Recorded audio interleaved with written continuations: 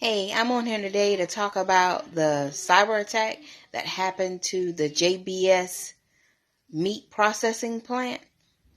I don't know what's going on with all of these cyber attacks. Of course, if you're from the southeast, you know about the pipeline that was supposedly cyber attacked. And now you have this big facility that's getting that has been cyber attacked, and they don't know when they're going to bring it back online. And so you have cattle stuck at places they're not supposed to be. You have meat that's supposed to be going out that's not going out to the proper sites. I think it's one of the largest meat processing plants. I think it's from Australia. I'm not certain where it's at, but JBS is the meat processing plant. It just makes you think of our food.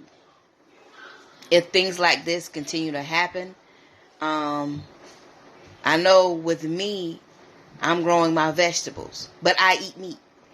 What do I do about the meat issue? It just makes you think, should we also be raising chickens, hens, ducks, or even fish to make sure that when these things happen, our families are still able to eat, our neighbors are still able to eat. Someone has this and someone has that.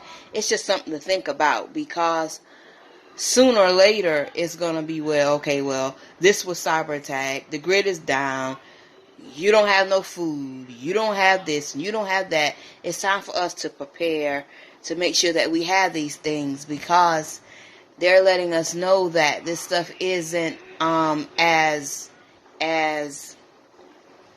protected as we assumed, that no one can bother this and no one can bother that. Even your money in your bank, you might need to watch out for that soon.